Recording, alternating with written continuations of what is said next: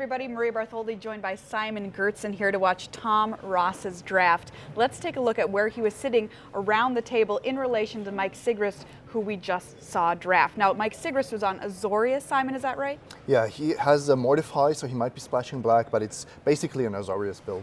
So we're going to go a few seats around. So for packs 1 and packs 3, he was essentially passing to Tom Ross, So if you're going into this draft, Simon, just generally, what are you hoping happens here at Mythic Championship? So the best thing that can happen to you is that you start with a powerful card in a guild or a single color card, and then that guild keeps flowing.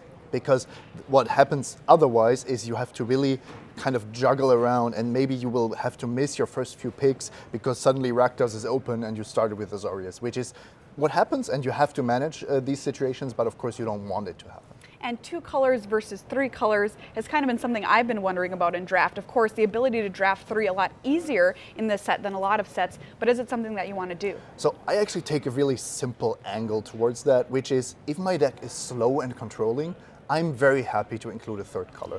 If I'm Rakdos aggro or Gruul aggro with a bunch of combat tricks, I'm not thinking about splashing for a 3rd color. So as power level goes, as for the guilds, Azorius is at the top of the list for a lot of pros, as far as I can tell from what I've heard out on the floor. For you, where do you rank the guild power levels? I think the blue guilds are just quite powerful because blue has a lot of individually powerful cards. Chillbringer for me, by the way, is the best common in the set. And that said, you can play Gruul, you can play Simic, you can play Rakdos. All of these guilds, in my opinion, are equally viable. And this is pod play, right? Pod draft. Right. So if there are 5 guilds and maybe a gate stack, that's 6. So I want to be in a guild that I get for myself, and I don't want to be in a guild where 2 or 3 players are fighting. All right, well, let's see if we can take a look at Tom Ross's draft, every pick of every pack and what he chose. All right, let's take a look. Here we go. Tom the Boss Ross here, kicking his draft off with a pretty nice card there, Ethereal Absolution. That's an absolute bomb, Maria. That is probably the best rare you can open. It is, of course, it's not colorless, it's not single colored. You want to be Orzhov, but what I just said, if you are a controlling deck with a bomb, you can play this in a 3-color deck, you can play this in a 4-color deck, and it will be amazing every time it hits the battlefield. And you know, even if you're behind and you slam this card down, sometimes you completely just turn the game around, which is the definition of a bomb, of course.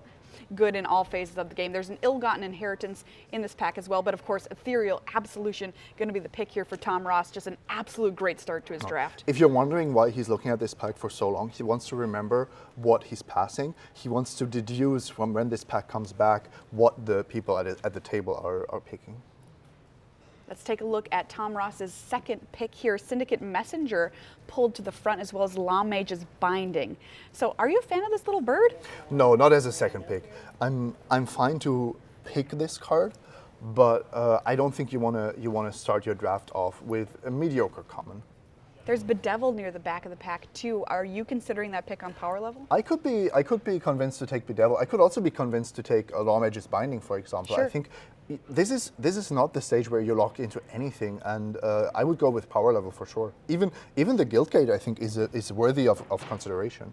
Syndicate Messenger is in fact going to be the pickup here for Tom Ross. Speaking of guild gates, how early do you take them, Simon? Well, I don't take them second pick in all situations, but if you have a few payoff cards, you really want to prioritize them. At this event, at the Mythic Championship, you don't know how highly your players at the table value them. So surprised by this second pick, I have to say. Rampaging Rendhorn pulled to the front here, along with an Ill-Gotten Inheritance for Tom Ross. An Ill-Gotten Inheritance is one of these cards that you see a lot on Magic Arena. I've played against somebody who had 3 copies in their deck. I know some people have played 5. What do you think? It gives you inevitability. Now, we could say Tom already has that with his first pick, but it is a super powerful card that I actually like in Orzhov and Rakdos. Do you like it better in a controlling deck or in a more mid-range deck? It's actually good in both, because you are rewarded for dragging out the game. The longer it stays in play, the more rewarded you get. But in an aggro deck, its effect is that much better. So actually, I like it in all kind of decks. Let's take a look at what Tom opens up here. Concordia Pegasus kind of pulled to the front here. Rhythm of the Wild in there from Gruul. But, a final payment. Yeah, that looks to be the most solid card. Of course, Rhythm of the Wild doesn't fit into any of the cards he has picked so far, and it almost feels like he's forcing himself to be Orzhov a little Yes, bit with I that agree. second pick. He didn't even consider the Bedevil as far as I saw it. So here, picking and cutting the black-white cards seems to be a very solid plan. This is the first draft at this event, so you don't have to go crazy, right? You have an ethereal absolution already. Right. Let's just make that work. But what happens if you open a Skewer the Critic, Simon? This is, I believe, Mike Sigris's first pack, so it has now gone halfway around the table, and it's still quite powerful. And of course, Cure the Critics and Cult Guildmage are more powerful than, for example, Consign to the Pit, which would be in his primary colors.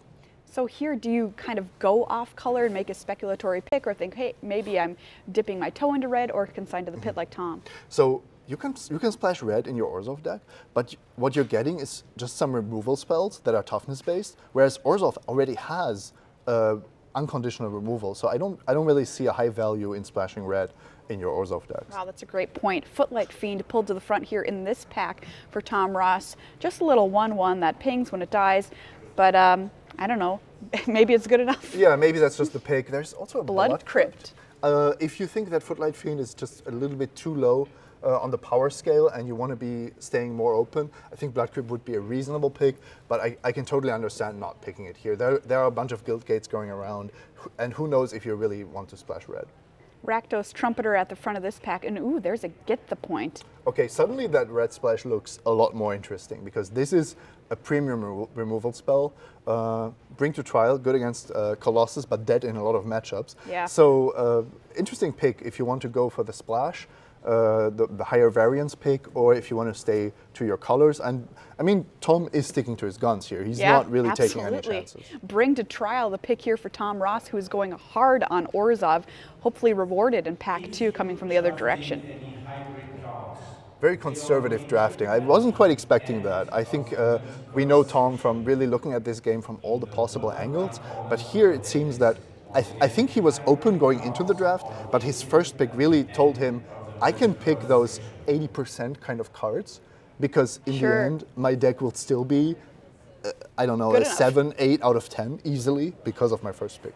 Impassioned Orator here, the pick for Tom Ross, gains life when creatures enter the battlefield. And of course, every creature better because of Ethereal Absolution if it hits the table in any game.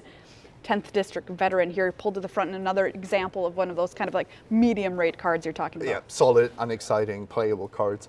I was quite surprised that Ice Everywhere going around that late. Mike actually got it on the wheel.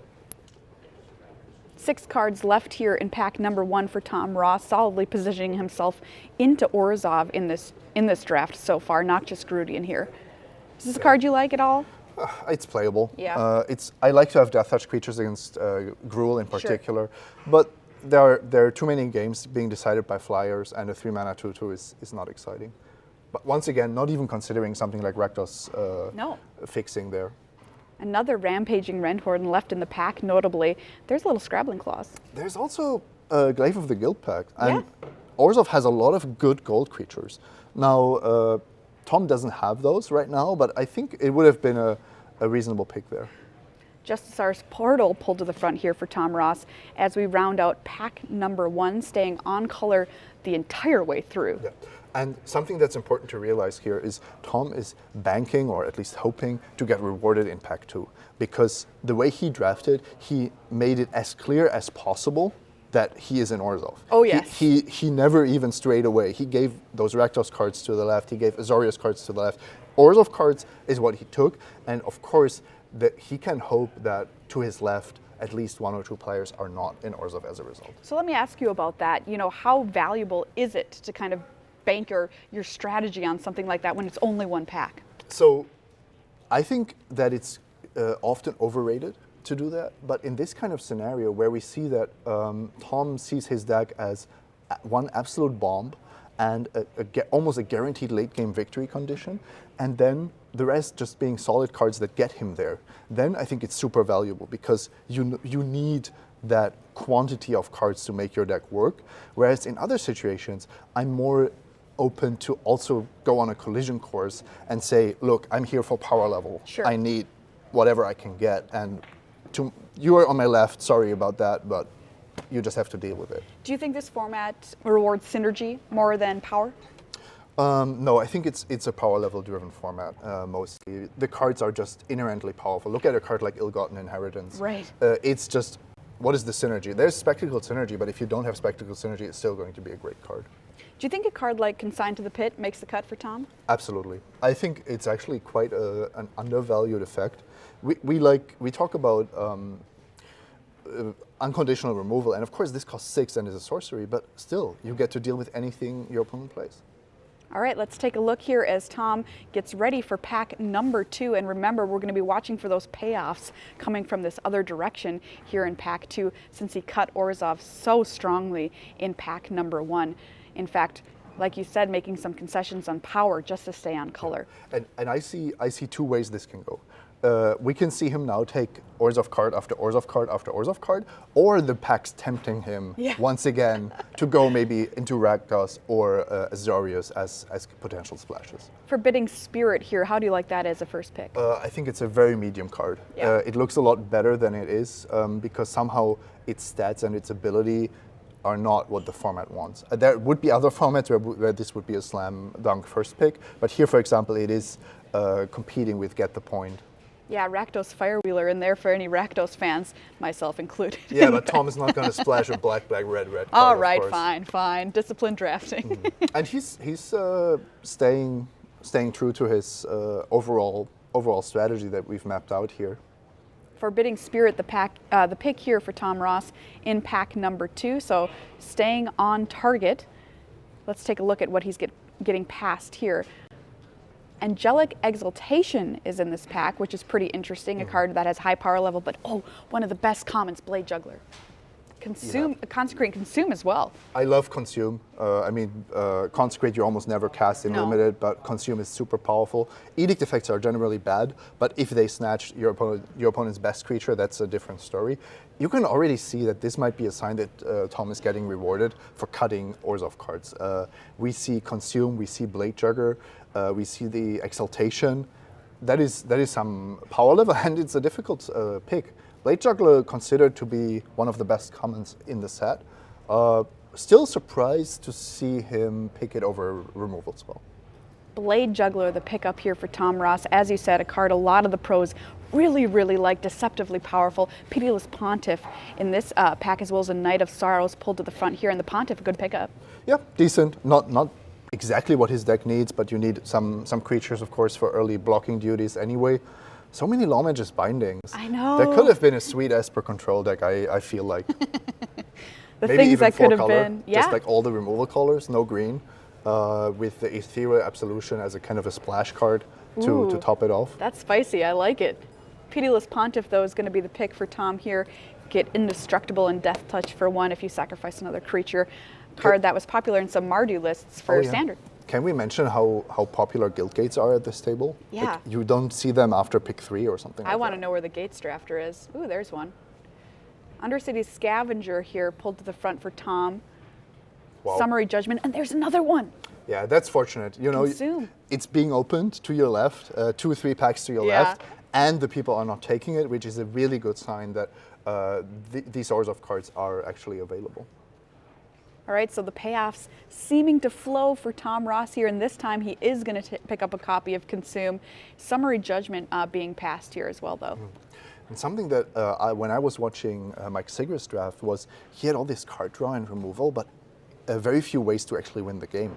If you're relying on a Chillbringer and a Sphinx to actually take it down, if you play against a removal-heavy deck like Tom's, you might just not have that win condition available.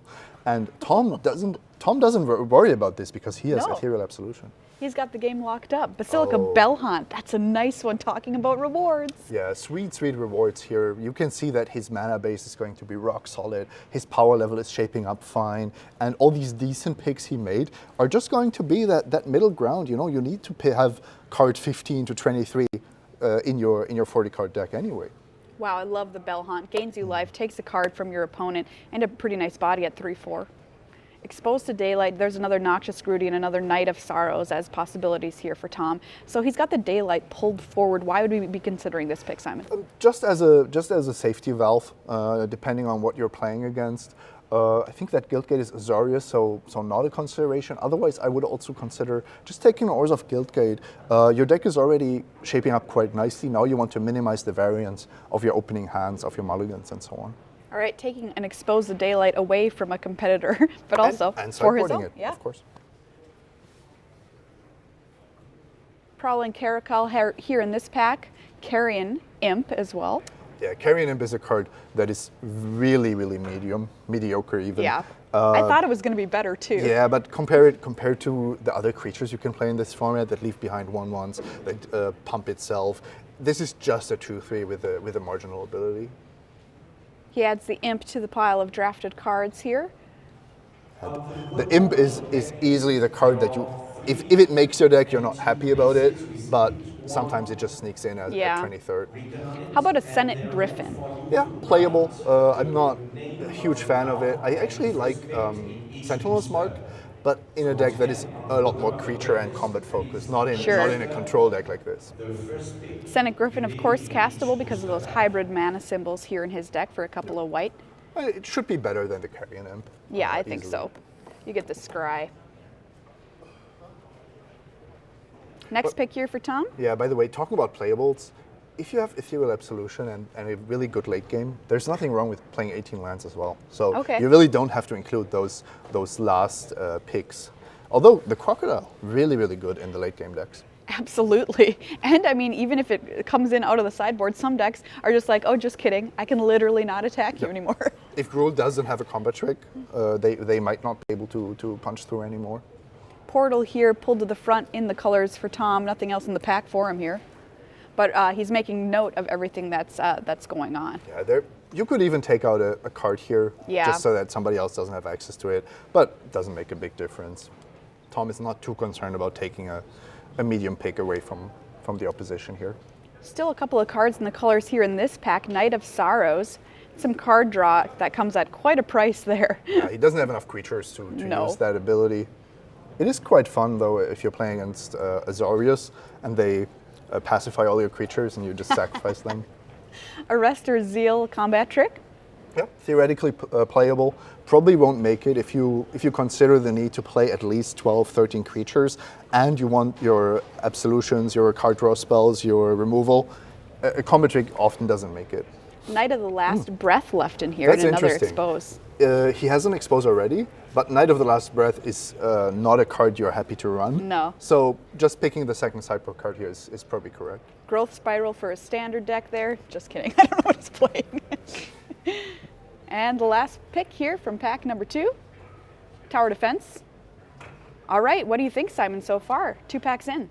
Well, a lot of medium cards, but I think Tom is happy about that. I think Tom wanted it that way. It's not exactly my style of drafting. I like to spike the power level up a little bit more, but we can't say that he was not rewarded in pack 2. He got a bunch of powerful cards. Absolutely. He could have had 2 consumes even. He has the Bellhound, which is going to be amazing. I'm thinking of a mana base of 8 plains, 8 swarms, and a Guildgate. Maybe 18 lands, depending on how pack 3 shapes up. You can play Orzhov, any Orzhov card you get now, and you're just going to upgrade your deck little by little. Overall, he didn't give himself the chance to draft a 9 out of 10 or a 10 out of 10. No. I think that was just out of the question with his second pick, but still, you can easily go 3-0 with these cards. And sometimes with power, you sacrifice consistency, and his deck's going to be really consistent. It's always this trade-off. You don't get both. Yeah. Otherwise, it would be too easy, right? Yeah. If everybody could draft the most powerful, most consistent deck, we wouldn't be watching this because these are exactly the decision points where players show that they're really athletes in a way because they're managing their resources and what they're playing with. I'm really going to be interested to find out how this deck performs versus the other decks at the table and find out if he gets punished for going for consistency over power or if power just takes a nosedive. And that Ethereal Absolution, by the way, that was his pack 1, pick 1, an absolute bomb. And when we say consistency over power, we mean every card except for the Absolution, Yes, right? yes. So, That so one. and that's the main reason why he's going for that strategy. He wouldn't go for that strategy without that first pick. He wouldn't just pick mediocre Orzhov cards over and over again, because then he would have a 5 out of 10. Yeah, and great point. he would be going for a 50% match win rate, if at all, right? Yeah. All right, here we go. Pack number 3 for Tom Ross. Building a pretty nice Orzhov deck. I think he's, I don't know if happy, but I think he's content. Okay. With his position, and if you would talk to him, he would basically tell you, look, I had this first pick, and that guided my decisions, and I'm happy with where I ended up. Ooh, Gruesome Demise here. An option, great removal spell. Yeah, should be better than Sky Tethers. He does want to maybe get in damage on the ground. He's not in his Azorius deck, and exiling a creature can be very valuable as well. Spire Mangler and Sky Tether, also options for Tom, and he's going to be keeping his eye on those as it goes around the table.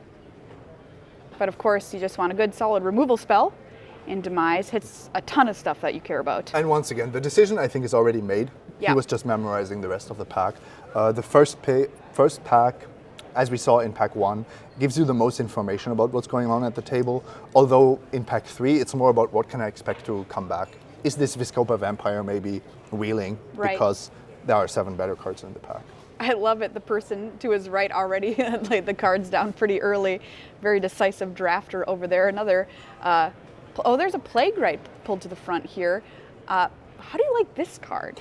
I like it a lot in decks that want to be attacking, but if you're not aggressive, you don't really use its ability very much. The alternatives are not great though. No. Even in a controlling deck, I don't want to overload on 2-drops. He was even looking at a red card there. I think The Dagger Caster, yeah. we're not really interested in splashing at this late stage of the game, especially not with Basilica Bellhaunt making our mana base so Orzhov centric. Plague White, the pickup there for Tom Ross, which is, a hard card to block. And there's something with all the simplification and idealization that we do as casters. The thing is, sometimes your Orzhov control late game deck just attacks with a 2-drop and Yeah. a 3-drop, right? You can just go Plague White into Forbidding Spirit and hit for 5 on turn 4, and that's very, very good as well. Dead Revels here, an option, as well as Undercity Scavenger for Tom Ross. How do you like the Revels? Almost no alternatives in this pack, Yeah. but in this deck, I don't love it. His creatures are all really mediocre, and he doesn't force trades in the No. early game because he's not an aggressive deck. He's going to pick it up anyway here. No Grasping Thwelts anywhere, so he didn't get the cornerstone Orzhov creature that he wants. Also no Oligarchs, so it's not your typical Orzhov deck that we're seeing here. Ooh, not a lot in this pack for him. There's a Locket. I like the Locket. I like Lockets in this format a lot more than in Guilds of Ravnica. Why is that? 3-color decks, 5-color decks. Games go longer. Decks are less aggressive. Often with these decks, you have a Death Touch creature, so you can play the Locket on 3 and still activate it or play it. You want to ramp into your more expensive cards. Just a solid pickup. But let's be honest, this pack 3 is not nice to Tom. No, pack 2 was looking pretty good for him. This one, he seems to be getting cut somewhere. So, well, if we're Maybe. truthful here, we don't really know if Orzhov is open at all from the right. True. He first picked Ethereal Absolution, and he Yeah. didn't even didn't think look back. about anything else. He picked a Syndicate Messenger as a second pick, and that's not a signal that Orzhov is open. No. It's not a signal for anything. Cry of the Carnarium here could be a potentially nice card for him too. Yeah, Blade Cry of the Brand. Canarium is a weird card because it exiles all of these cheap Rakdos and Orzhov creatures which have Afterlife or other leave the battlefield ability. But in his deck, it could be a nice card for the sideboard. Instead, he's going to pick up a Blade Brand here, Death Touch draw card. Yeah, can't get too excited about Blade Brand. No. It's going to do what it's going to do. He's really not going for power level in these picks. Wow. Gosh. I We get the saw point. these together before, right? Who's not drafting the Rakdos deck? So this is funny, Maria, because you go around the floor and you hear, oh yeah, I think Rakdos is the weakest guild. Yeah. But then imagine being at this table and getting the 2 Fire Wheelers and being the only Rakdos drafter. Oh my all to get the gosh. points. Sure, maybe somebody hate drafts it or splashes it, but everything is relative. I would love to be Rakdos. Absolutely. I mean, I've seen that deck absolutely crush too if you really prioritize aggression. Maybe Tom could have even been the Rakdos drafter. It could have been, maybe. You take the Bedevil early. Yep. You pick some Guild Gates to splash the Absolution, of course. And look, there's your Guild Mage. Yeah. Carrion Imp looks like it might be the pickup for him here. Hazda Officer as well. I would say Hazda Officer and Carrion Imp are on the same power level range, but that's very low. Yeah, that was a great point. We haven't seen any Thralls. Yeah, and all the guards, which are the two commons that I'm looking Right. for when I'm Orzhov. The Where two are non-removal they? commons that I'm looking for. I can't believe that there just weren't any in this draft. Arrester's Zeal. There's a Guild Gate. Ooh, what about the Sphinx? Does his deck really need a 7-drop?